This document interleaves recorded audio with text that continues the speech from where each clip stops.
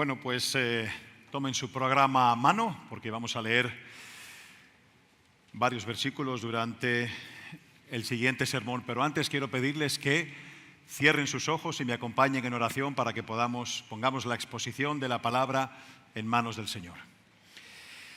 Padre, queremos darte las gracias, antes que nada, Señor, por la oportunidad y el privilegio que nos das de estar aquí, reunidos en tu nombre, sabiendo, Señor, que tú acampas en medio de nosotros y que tú te manifiestas y haces presencia en medio de tu pueblo. Queremos pedirte ahora, Señor, que tú prepares un terreno fértil, dispuesto, Señor, a recibir tu palabra, dispuesto a ser exhortado, dispuesto a ser amonestado y sobre todo, Señor, dispuesto a no solamente ser buenos oidores de tu palabra, sino buenos hacedores. Te damos las gracias también, Señor, por haber tenido el privilegio de cantarte, de adorarte, de glorificarte, de alabarte, porque solamente tú eres digno. Gracias por ese privilegio, Padre. Nos ponemos en tus manos ahora, te rogamos que tomes tú el control de la exposición de tu palabra y hacemos todo esto y te rogamos todo esto en el nombre bendito de nuestro Señor Jesucristo. Amén. Muy bien, miren, en el Mar de Galilea, en su margen noroeste, hay una planicie de aproximadamente unos 6 kilómetros que en los tiempos de Cristo era llamada la llanura de Genesaret. Es una tierra muy fértil ya que posee varias fuentes de agua que descienden de las montañas aledañas y por lo mismo es un lugar muy hermoso. Hace cientos de años atrás, en esa apacible planicie, se encontraban asentadas 3 ciudades llamadas Corazín, Betsaida y Capernaum. Y sobre estas 3 ciudades Cristo pronunció una de las amonestaciones más duras que salieron de su boca durante su ministerio. Los invito a leer conmigo el Evangelio de Mateo en el capítulo 11 y los versículos 20 al 24. Este es el pasaje en el que vamos a acampar en el día de hoy. Y dice lo siguiente: Luego Jesús comenzó a denunciar a las ciudades en las que había hecho tantos milagros, porque no se habían arrepentido de sus pecados ni se habían vuelto a Dios. ¿Qué aflicción les espera a Corazín y Betsaida? Pues si en las perversas ciudades de Tiro y de Sidón se hubieran hecho los milagros que hice entre ustedes, hace tiempo sus habitantes se habrían arrepentido de sus pecados, vistiéndose con ropa de tela áspera y echándose ceniza sobre la cabeza en señal de remordimiento. Les digo que el día del juicio a Tiro y a Sidón les irá mejor que a ustedes. ¿Y ustedes, los de Capernaum, serán honrados en el cielo? No, descenderán al lugar de los muertos. Pues si hubiera hecho en la perversa ciudad de Sodoma los milagros que hice entre ustedes, la ciudad estaría aquí hasta el día de hoy. Les digo que el día del juicio a una Sodoma le irá mejor que a ustedes. Antes de continuar, solo para ilustrarles un poquito de qué zona del mundo estamos hablando, vamos a poner en las pantallas el mapa donde se encontraban estas ciudades que son mencionadas en este pasaje. Ahí pueden ver tanto alrededor de lo que es el mar de Galilea, pueden ver a Corazín, a Betsaida y a Capernaum, y luego un poquito más arriba, pegado de la costa, pueden encontrar las ciudades de Sidón y de Tiro. Bueno, la palabra que en el versículo 20 de nuestro pasaje se traduce en nuestras Biblias como denunciar, eso significa amonestar severamente en el griego original. De hecho, en otras versiones, en otras traducciones bíblicas, es traducida también como reprochar. Así que en resumidas cuentas se trata de una amonestación que es solemne y contundente. Debemos entonces preguntarnos, lógicamente, ¿cuál fue el horrible pecado que se cometió en estas ciudades? ¿Por qué Jesús las trataría de este modo? ¿Por qué serían castigadas con tanta severidad? Y para responder estas preguntas debemos conocer un poco primero sobre la relación que el Señor Jesucristo tuvo con estas ciudades durante su ministerio terrenal. Empecemos por la ciudad de Capernaum. Esta tuvo un papel preponderante en la vida de Jesús. Nos dice el Nuevo Testamento que cuando él fue rechazado en la ciudad de Nazaret, donde él se había criado, Jesús hizo de Capernaum su morada más frecuente. Jesús residió allí más que en ningún otro lugar durante su ministerio. De hecho, en el Evangelio de Mateo, el evangelista se refiere a Capernaum como la ciudad del Señor.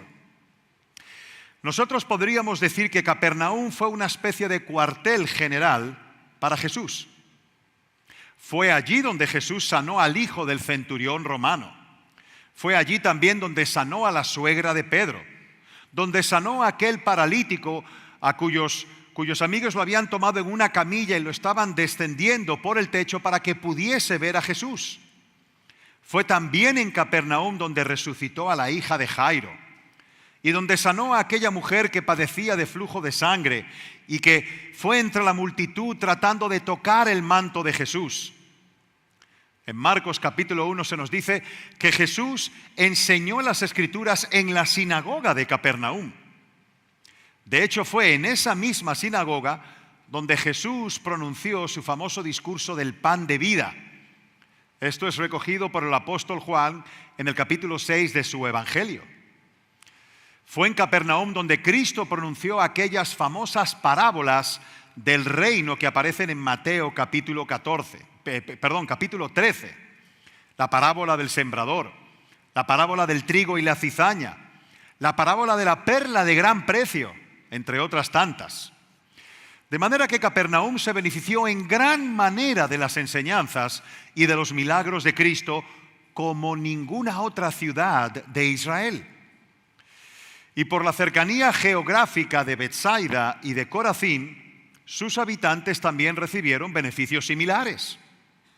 No obstante, dice el evangelista Mateo, en el pasaje que acabamos de leer, que los ciudadanos de estas ciudades no se arrepintieron. Pero eso no quiere decir que ninguna persona de Capernaum, Corazín o Betsaida se arrepintió de sus pecados. Mateo mismo era de Capernaum y otros apóstoles como Pedro, Andrés y Felipe eran de la ciudad de Betsaida. Sin embargo, en sentido general, los ciudadanos de estos pueblos, de estas ciudades, trataron a Jesús con indiferencia. Tuvieron en poco sus manifestaciones de amor y de poder. Vieron lo que vieron, oyeron lo que oyeron y aún así no reaccionaron. Es más, ni siquiera se molestaron. No trataron de apedrearlo como intentaron hacer aquellos que estaban en Nazaret. Simplemente actuaron con completa indiferencia. Pero ¿saben qué? Cristo no fue indiferente a la indiferencia de ellos. Vayamos de nuevo al versículo 21 de nuestro texto. Dice Jesús: ¿qué aflicción les espera Corazín y Betsaida? Pues si en las perversas ciudades de Tiro y de Sidón se hubieran hecho los milagros que hice entre ustedes, hace tiempo sus habitantes se habrían arrepentido de sus pecados, vistiéndose de ropa de tela áspera y echándose ceniza sobre la cabeza en señal de remordimiento. Les digo que el día del juicio a Tiro y a Sidón les irá mejor que a ustedes. Como vieron en el mapa, la ciudad de Tiro estaba situada al norte de la llanura de Genesaret. Es básicamente lo que hoy en día ocupa el territorio de un país que se llama el Líbano. La ciudad de Sidón se encontraba un poquito más arriba. Ambas ciudades estaban bien cerca de Capernaum, de Corazín y de Betsaida. Y ambas ciudades eran reconocidas por su manifiesta inmoralidad y por su grosera y rampante idolatría. Sus pobladores eran fervientes adoradores de Baal, uno de los cultos paganos que más incidió negativamente en la historia de la nación de Israel. Sin embargo, dice Cristo que en el día del juicio, el castigo que recibirán en el infierno los habitantes de Tiro y Sidón, horrible como será, aún así será más tolerable comparativamente que el que recibirán los habitantes de Capernaum, de Corazín y de Betsaida. Su maldad era comparativamente menor que las de estos israelitas. Ellos fueron indiferentes a las múltiples manifestaciones del poder mesiánico de Jesús y por lo tanto su castigo también será menor. Los habitantes de Tiro y de Sidón sin duda alguna serán castigados en el infierno, pero su castigo será comparativamente más tolerable que el de los habitantes de estas 3 ciudades de Israel. Leamos el versículo 23 de nuevo. ¿Y ustedes, los de Capernaum, serán honrados en el cielo? No, descenderán al lugar de los muertos. Pues si hubiera hecho en la perversa ciudad de Sodoma los milagros que hice entre ustedes, la ciudad estaría aquí hasta el día de hoy. Les digo que el día del juicio aún a Sodoma le irá mejor que a ustedes.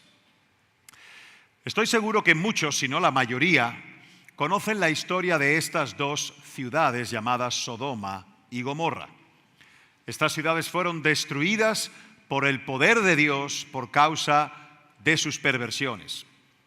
Ambas ciudades estaban llenas de hombres que practicaban la homosexualidad, de ahí a que a los homosexuales hoy en día también se les llame sodomitas.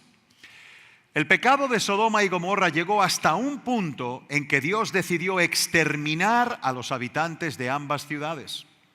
Como encontramos en el recuento de Génesis, tan pronto Abraham se entera de lo que Dios iba a hacer con Sodoma y con Gomorra, comienza a interceder por la ciudad de Sodoma, porque su sobrino Lot vivía en las afueras de dicha ciudad. Y Abraham entonces le pide a Dios que no destruya la ciudad si él pudiese comprobar que por lo menos vivían allí 50 hombres justos. Y Dios le dice que si él hallara en Sodoma 50 justos, perdonará a toda la ciudad por amor a esos justos. Pero Abraham continúa. Pero Señor, ¿y si solo fueran 45 justos? No la destruiré si hallare 45 justos. Pero Abraham sabía que las posibilidades de encontrar 45 justos en las ciudades de Sodoma y Gomorra eran prácticamente nulas. Así que sigue intercediendo. ¿Y qué si solo fueran 40 justos? No la destruiré por amor a los 40, le respondió Dios. Y así continúa Abraham hasta que obtiene la promesa de Dios de que no destruiría la ciudad de Sodoma si se encontraran allí tan solo 10 justos. Pero la ciudad fue destruida. Fuego de Dios cayó del cielo y la arrasó por completo. Al final de cuentas fue claramente establecido que en Sodoma había un solo justo, que era Lot, el sobrino de Abraham. Y aún así dice Cristo que en el día del juicio el castigo que recibirán en el infierno los habitantes de Sodoma será más tolerable que el castigo destinado a los habitantes de Capernaum. Sí, si en Sodoma, dice Cristo, se hubiesen hecho los milagros que en medio de ti, Capernaum, fueron hechos, Sodoma se habría arrepentido y todavía estaría en pie en el día de hoy. Pero estos israelitas de Capernaum, que casi con toda seguridad no tenían problemas con la homosexualidad como los hombres de Sodoma, que seguramente vivían una vida moral y decente a ojos terrenales, bueno, Cristo dice que serán castigados con más severidad porque no se arrepintieron a pesar de todos sus privilegios. Recuerden que esta gente vio a Jesús hacer milagros extraordinarios. Lo escucharon hablar como ningún hombre en la tierra ha hablado ni hablará jamás. Pero no reaccionaron. Es más, ni siquiera se molestaron. Simplemente actuaron con indiferencia. Menospreciaron sus privilegios y por lo tanto, dice Cristo, el castigo de ellos será mayor. Y eso me lleva a preguntarte, ¿qué debemos aprender de esta historia, de este pasaje tan sobrio que encontramos en la palabra de Dios? Bueno, hay al menos 3 enseñanzas que se derivan claramente de este texto. Y la primera de ellas es que ciertamente hay un día de juicio en el que todos compareceremos ante el tribunal de Dios, absolutamente todos. Este es un tema recurrente y que se repite una y otra vez en la Biblia desde principio hasta fin, desde Génesis a Apocalipsis. De hecho, es una de las grandes doctrinas de la palabra de Dios. El Señor Jesucristo en este pasaje da por sentado que la historia humana termina en un juicio. Y por esa misma razón nuestra vida en este mundo encierra una enorme responsabilidad. La historia del hombre tuvo un comienzo y con toda certeza tendrá un fin. Y el fin que está determinado para la historia temporal es ese día solemne en que cada uno dará cuenta a Dios por su vida. ¿Qué dice en Hebreos capítulo 4, versículo 13? Dice el autor de esta carta: no hay nada en toda la creación que esté oculto a Dios. Todo está desnudo y expuesto ante sus ojos, y es a Él a quien rendimos cuentas. Ese pecado que tú cometiste y que tú crees que nadie vio, eso que tienes guardado en un rincón de tu memoria, Dios lo vio, y en aquel día lo que tú hiciste en secreto, en lo oculto, será juzgado en público. Y miren, yo sé que esto es algo que la gente no quiere pensar en el día de hoy. No es agradable. Los hombres viven con una actitud despreocupada, tratando de obtener la felicidad a cualquier precio, viviendo para el hoy, para el presente. Viven con la filosofía de la tarjeta Visa: cárgalo a mi cuenta, porque la vida es ahora. Los hombres viven incrementando sus placeres, sus diversiones, como si no hubiese ningún elemento de responsabilidad envuelto, como si nunca fuesen a dar cuentas por su vida. Pero si no hubiese un juicio, obviamente que eso no tendría la menor importancia. Si toda nuestra vida se circunscribiera al tiempo presente, si no hubiese un Dios personal y moral al cual tendremos que dar cuenta por lo que hicimos con nuestra existencia, nuestro estilo de vida no tendría ninguna relevancia más allá de esta vida presente. El mismo apóstol Pablo dice en una de sus cartas: si no hay resurrección, comamos y bebamos, porque al fin y al cabo mañana nos vamos a morir. Gocemos de la vida. Pero tan pronto vemos la vida a la luz de las Escrituras, entonces comprendemos que el estar en este mundo vivos es una gran responsabilidad. Nuestras vidas deben ser vividas a la luz de la realidad de ese juicio. A fin de cuentas, eso es lo único que importa. Escuchen cómo el autor de Eclesiastés concluye su libro en el capítulo 12, versículo 13. Dice así: aquí culmina el relato. Mi conclusión final es la siguiente: teme a Dios y obedece sus mandatos, porque ese es el deber que tenemos todos. Dios nos juzgará por cada cosa que hagamos, incluso lo que hayamos hecho en secreto, sea bueno o sea malo. Jesús enseñó claramente en Mateo capítulo 25, versículo 46, que no solamente habrá un día de juicio, sino que todos los hombres escucharán únicamente uno de dos veredictos: condenación perpetua o vida eterna. No hay ninguna otra opción, ¿eh? No existe eso del limbo, del purgatorio. No, o vida eterna o condenación perpetua. Tú puedes tratar de desprenderte de esta verdad si quieres y vivir la vida como si nada de esto fuese a suceder. Pero créeme que eso no impedirá que eso suceda. Así como no puedes quebrantar las leyes naturales impunemente, así tampoco puedes violar las leyes espirituales de Dios impunemente. Si tú pones tu dedo en el fuego, no importa si tú te lo crees o no, te vas a quemar el dedo. La naturaleza misma nos muestra que hay una ley de causa y efecto. Lo que el hombre sembrare, eso es lo que segará, dice la Biblia. Así funciona el reino físico y así funciona el reino moral y espiritual. Aunque muchos no acepten esta realidad y lo que hacen es sentar a Dios en el banquillo de los acusados y le preguntan: ¿pero qué derecho tienes tú para juzgarme y para meterte en mi vida? Eso lo llevo yo, eso es asunto mío. Pero llegará el día en que no podrás evadir ese juez nunca más. Prepárate, dice el profeta Amós en su libro. Prepárate para encontrarte con Dios. En segundo lugar, nuestro pasaje también nos enseña que en el día del juicio, aquellos que gozaron de mayores privilegios serán juzgados y castigados más duramente. Corazín, Betsaida y Capernaum tuvieron mayores oportunidades que Tiro, Sidón y Sodoma, y por lo tanto recibirán mayor condenación. Así como la Biblia enseña que todos seremos juzgados y que todos los pecadores impenitentes sufrirán los horrores del infierno, la Biblia también enseña que en el infierno algunos sufrirán más que otros. En el infierno habrá grados de agonía. Eso es lo que enseña la Escritura. El castigo para los sodomitas en el infierno será horrible, indescriptible. Realmente no podemos concebir el dolor, el sufrimiento y la miseria sin fin, sin un solo momento de tregua que existe en dicho lugar. Pero aún así, el castigo para Sodoma será más tolerable que el de los habitantes de Capernaum.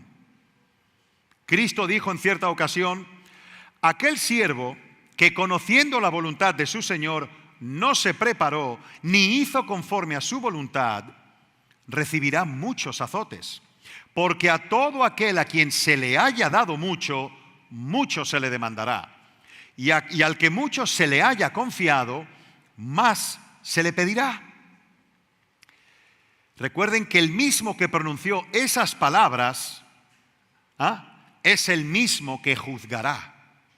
Él conoce muy bien cómo funciona ese tribunal porque Él es quien lo preside. Y Él dice que el castigo será mayor para aquellos que tuvieron mayores privilegios. Ustedes saben que hay algunas personas que nacen en lugares donde el Evangelio no se conoce ampliamente o donde no se puede predicar el Evangelio con libertad. Y muchos de ustedes en ocasiones me han preguntado: ¿serán entonces condenadas esas personas? La respuesta es por supuesto que sí. Los que sin ley han pecado, sin ley perecerán, dice el apóstol Pablo en su epístola a los Romanos. ¿Por qué? Pues porque Dios les ha dado una creación. Y esa creación es un libro abierto que le dice a todo el mundo, no importa cuál sea su condición o su convicción filosófica, que existe Dios y Él es el soberano. La misma creación deja a todo hombre sin excusa.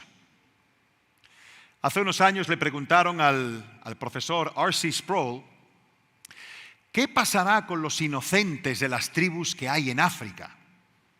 Y Sproul respondió muy sabiamente lo siguiente, cito: no pasará absolutamente nada porque Dios nunca condenará a los inocentes.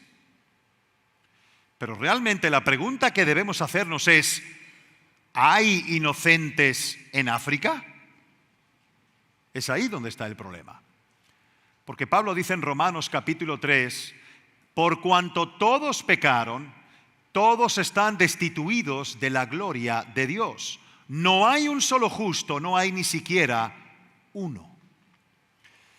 Y también Pablo en la misma carta a los Romanos, pero en el capítulo 1, versículos 18 al 20, dice lo siguiente: pero Dios muestra su ira desde el cielo contra todos los que son pecadores y perversos, que detienen la verdad con su perversión.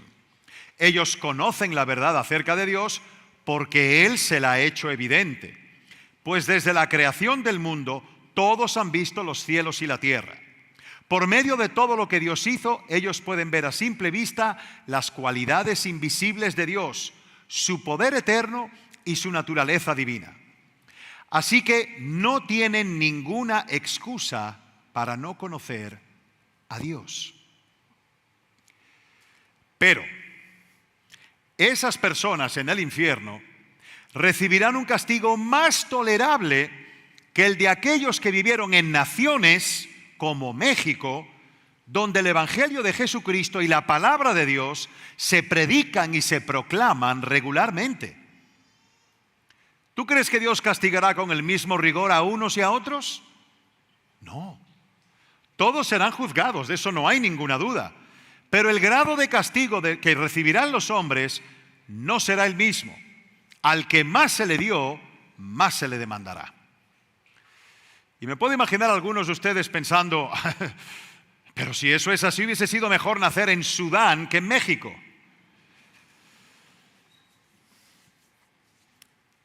¿Realmente crees eso? ¿Realmente lo crees? ¿Acaso es mejor vivir en ignorancia?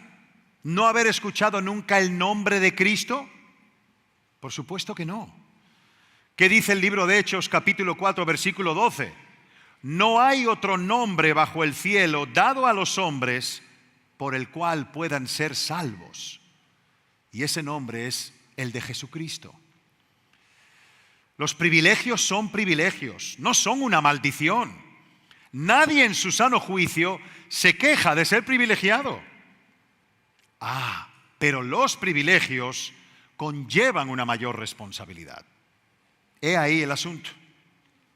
Así que gracias a Dios por el Evangelio. Gracias a Dios por haber tenido misericordia de nuestro país. Gracias a Dios porque ha enviado hombres y mujeres a nuestras tierras con el mensaje de salvación. Gracias a Dios porque su palabra continúa siendo predicada y los hombres siguen exponiéndose al mensaje de la salvación, como estamos haciendo precisamente ahora. Gracias a Dios. Gracias a Dios que estamos en este edificio y no en ningún otro lugar en este momento. Ese es un gran privilegio que Dios nos concede. Pero debemos entender que conforme a esto se nos demandará. Todo aquel que ha sido expuesto al Evangelio, si muere sin arrepentirse de sus pecados y sin haber confiado su vida a Cristo, tendrá en el infierno una agonía más intensa. En una ocasión, unas personas se acercaron a Jesús y comenzaron a tratarle el tema sobre una torre que se había caído en cierto lugar en Israel y había aplastado y matado a un montón de gente, a un grupo de judíos. Y se lo decían como dándole a entender o preguntándole, ¿habrá sido que Dios castigó a esos que les cayó la torre por su maldad? Y Cristo les contesta, no. Si ustedes no se arrepienten, perecerán igualmente. Y Cristo le contestó eso a un grupo de religiosos que conocían las Escrituras. Yo me pregunto, ¿cuántos aquí que están sentados ahora en este lugar han recibido muchas veces el beneficio del Evangelio de diversas maneras? Quizá naciste en un hogar con padres cristianos, o quizá fuiste predicado por algún otro familiar, o algún amigo o colega del trabajo. ¿Tú crees que eso no será tomado en cuenta el día del juicio? El juez que nos ha de juzgar en aquel día nos está diciendo de antemano que eso será tomado muy en cuenta. Amigo que estás aquí ahora, yo te suplico y te ruego de corazón que no tomes esto a la ligera. Jóvenes y niños aquí sentados en esta tarde, por favor préstenme atención, porque de acuerdo a la enseñanza de este pasaje de la palabra de Dios, la indiferencia y el rechazo abierto al Evangelio es un pecado más grande que el pecado de la homosexualidad y es un pecado más grave que el pecado de la idolatría. Ese pecado será castigado con más severidad en el infierno. El pecado de los sodomitas o el pecado de aquellos que adoraban a Baal con devoción será juzgado con menos dureza que el de todos aquellos que como tú escuchan la palabra de Dios día tras día, semana tras semana y aún así la tienes en poco. Así como aquellas ciudades disfrutaron de la presencia de Cristo físicamente, jóvenes y adultos que están aquí ahora, ustedes también se han beneficiado de la presencia de Cristo espiritualmente.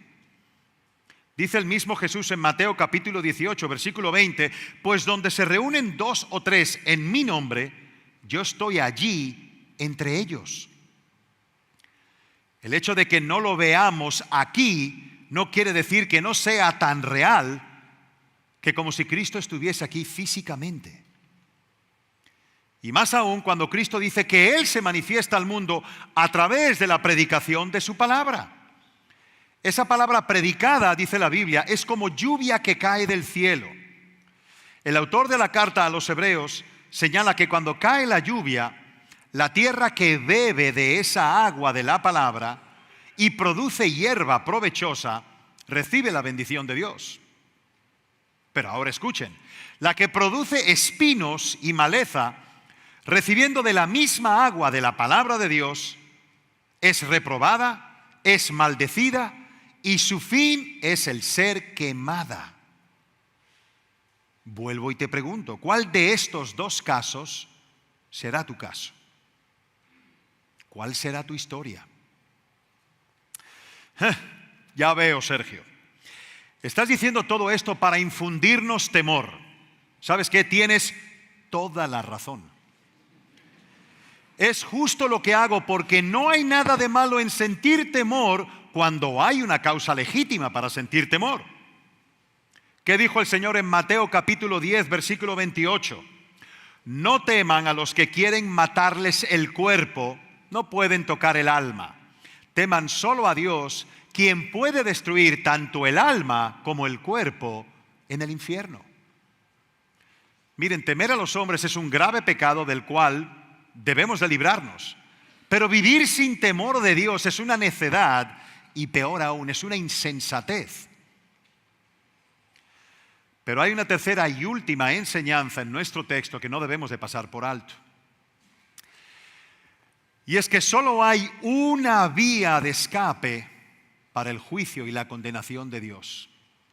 Y eso es el arrepentimiento y la fe en Jesucristo. La razón por la que estas ciudades serán condenadas es porque no se arrepintieron. En el capítulo 13 del Evangelio de Lucas, Cristo repite varias veces: si no os arrepentís, pereceréis. Si no os arrepentís, pereceréis. La palabra arrepentimiento viene del latín repensar y significa obviamente pensar otra vez. Pero la palabra griega que aparece en el Nuevo Testamento significa reconsiderar. O sea, percibir después de haber recibido más información, cambiar de punto de vista, de propósito, de juicio. Es decir, implica la desaprobación o abandono de opiniones o propósitos pasados por unos distintos.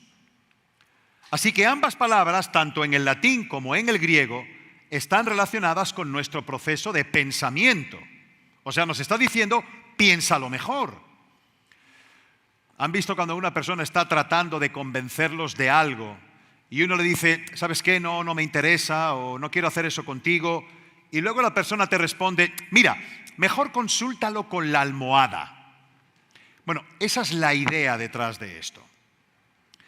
De manera que el llamado de Dios al hombre no es a dejar de pensar, Algunas personas creen que la fe es la acción a través del cual yo anulo mi proceso de razonamiento y me pongo a confiar ciegamente en Dios.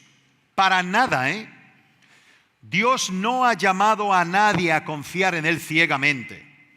Dios nos da razones de más en su palabra y nos trata de convencer por medio de nuestro intelecto.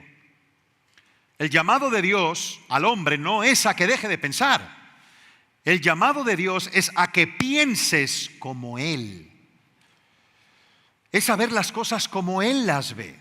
Es a juzgar las cosas como Dios las juzga, no como el mundo las juzga. Eso es arrepentirse. Fíjense cómo lo plantea el profeta Isaías en el capítulo 55 de su libro, en el versículo 7, dice: abandone el impío su camino y el hombre malvado sus pensamientos y vuélvase al Señor, que tendrá de él compasión. Tú vas transitando, según tú, a cierto lugar, pero luego recibes, alguien te manda un WhatsApp o en Google Maps recibes nueva información. Y te das cuenta que vas por el camino equivocado. ¿Qué se supone que debes de hacer ahora? Bueno, dar media vuelta, girar y con la nueva información dirigirte al lugar correcto. Eso es arrepentirse en términos prácticos. Un cambio drástico de mentalidad que afectará todo tu ser. Y a partir de entonces verás la vida desde la óptica de Dios, que se ve muy diferente. Aquello que antes te deleitaba, ahora comienzas a verlo como un problema, como algo que te daña.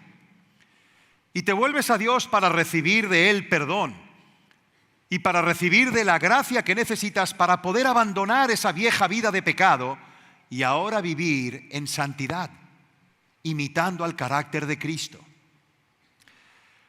Una de las mejores ilustraciones que encontramos en la Biblia de lo que es el arrepentimiento es la parábola del hijo pródigo que se encuentra en el capítulo 15 del Evangelio de Lucas. Dice Lucas que había un hombre muy rico, muy poderoso, que tenía 2 hijos. Y uno de ellos va y le dice: Padre, dame la parte de la herencia que me corresponde. Y a nosotros nos parece simplemente que este joven fue respetuosamente a su padre a pedirle simplemente la parte de la herencia que le correspondía a él. Pero en la cultura del tiempo de Jesús esto era una tremenda falta de respeto, porque la herencia solo se repartía al morir el padre. Por ende, este joven lo que le estaba diciendo a su padre era: yo no puedo esperar a que te mueras para poder disfrutar de lo tuyo. Yo no quiero que tú me gobiernes, yo no quiero estar bajo tu autoridad, dame mi parte ahora. ¿Saben qué debió de haber hecho el padre ante semejante falta de respeto? Darle una bofetada y echarlo de la casa. Pero Cristo quería presentar en esta historia a un padre amante, que ama por encima de toda consideración. Y vemos en la historia que el padre decide repartirle su herencia, se la da. Y a partir de ese momento este joven comienza una vida de decaimiento moral extremo. Primero se va lejos, fuera de los contornos de Israel, a una tierra pagana. Allí desperdicia todo el dinero que su padre le dio acostándose con prostitutas. Hasta que finalmente viene una gran hambruna en aquella tierra y encuentra a este joven sin un peso en los bolsillos. Ahora este joven tiene que irse a hacer un trabajo que para cualquier judío era una abominación. O sea, eso no era opción realmente. Criar cerdos, el animal más inmundo para los judíos. Y para colmo de males, su hambre era tan grande, tenía tanta miseria, que este joven llegó a convertirse en uno de ellos. Porque dice la historia que empezaba a comer de las algarrobas que le echaban a los cerdos. Estaba entre ellos. Y estando allí en ese chiquero maloliente, en esa condición miserable, ¿saben lo que él recordó? Este joven recordó la bondad de su padre. Él era un necio, un insensato, pero repentinamente este joven volvió en sí. Comenzó a pensar con cordura y dijo: pero ¿cuántos jornaleros en casa de mi padre tienen abundancia de pan y yo aquí me muero de hambre? ¿Saben lo que ganaba un jornalero en aquellos días? Ganaba un denario. Y eso no le daba a nadie para tener abundancia de pan, era muy poco dinero. Pero este joven recordó que su padre era un hombre bondadoso, que su padre a los siervos que trabajaban para él les daba de más. Y por eso dijo: me levantaré e iré a mi padre y le diré: Padre, yo he pecado contra el cielo y contra ti. Yo no soy digno de ser llamado tu hijo, hazme como a uno de tus jornaleros. Eso es arrepentimiento. Este joven se humilló de corazón. Él no dijo: voy a regresar a la casa de mi padre y le diré: papá, hice unas malas inversiones, pero te pido que por favor me dejes entrar a casa y ver si por un tiempo puedo recuperarme económicamente para entonces rehacer mi vida. No. Este joven no regresó a casa de su padre para que el padre le diera más dinero, para seguir viviendo la vida loca que había estado llevando. Este joven sabía que esa vida lo había dañado. Él sabía que el pecado solamente había traído miseria y dolor. Y ahora estaba pensando con cordura. La ley en esos tiempos en Judea, y no solamente en Judea, en esas naciones del Medio Oriente, establecía que si un hijo hacía lo que este joven hizo y volvía a la casa del padre, el padre no debía perdonarlo, bajo ningún concepto. Debía emplearlo como uno de sus trabajadores, y el muchacho lo sabía. Para después, cuando hubiese pagado hasta el último peso que despilfarró, y eso le iba a tomar años, después de esos años, entonces el padre podría reconsiderar recibirlo en casa como uno de sus hijos otra vez.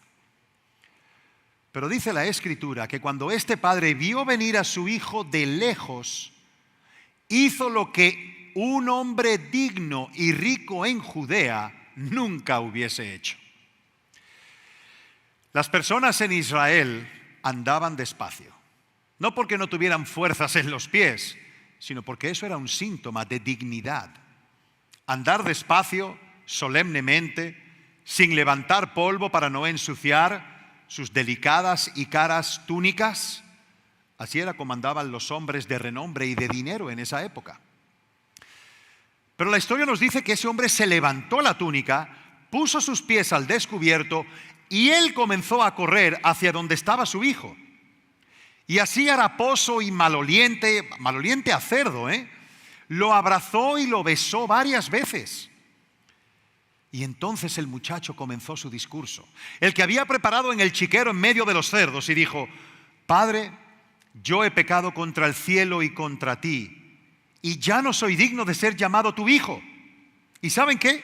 Él no pudo terminar el discurso, porque el padre inmediatamente lo interrumpió y comenzó a dar instrucciones.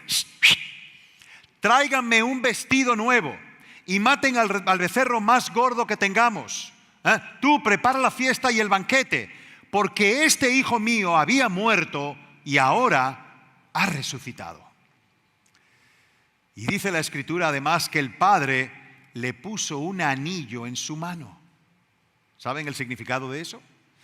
Ese anillo era el sello que autorizaba a los miembros de esa familia a hacer toda transacción legal. El padre estaba recibiendo a su hijo como hijo, con todo derecho, solamente porque volvió arrepentido. Mi amigo, yo te estoy diciendo en esta tarde que ese padre de la historia es Dios.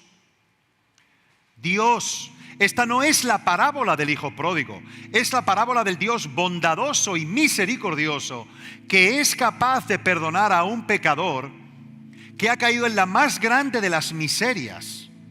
No importa los pecados que haya cometido, si viene a él arrepentido de corazón. Pero también quiero advertirte, si tú estás aquí sin Cristo, que si no te arrepientes habiendo conocido el mensaje del Evangelio, tu castigo en el infierno será mayor que el de los homosexuales y el de los idólatras. Así que pido a que Dios tenga misericordia de ti en esta tarde y que esta información de la palabra de Dios te ayude a pensar, a repensar mejor tu camino, la dirección en la que vas, a reconsiderar tu vida, porque todavía hay una puerta de oportunidad abierta para ti. Tu corazón sigue latiendo ahora, pero ¿quién te garantiza que seguirá latiendo esta tarde? Recuerda que llegará el día en que esa puerta será cerrada. Y dice la Escritura que entonces llamarán y no se les abrirá, clamarán y no se les escuchará. Hoy el oído y el corazón de Dios están abiertos para ti. No desperdices el privilegio que Dios te concede de exponerte al glorioso mensaje del Evangelio de Jesucristo.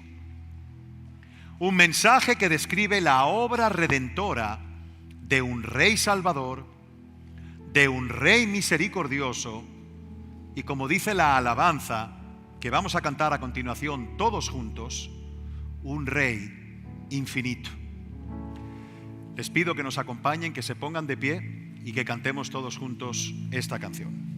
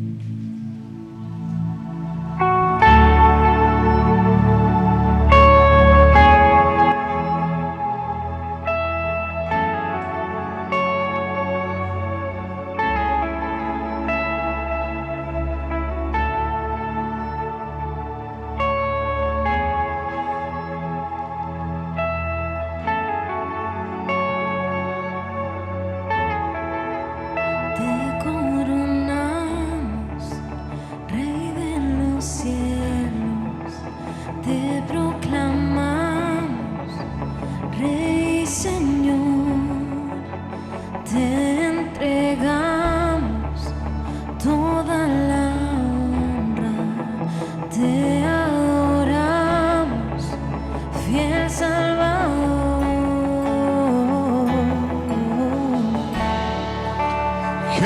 Jesucristo, tu nombre es grande. Jesucristo, eres Señor. Jesucristo, Rey infinito. Cristo, eres nuestro Salvador.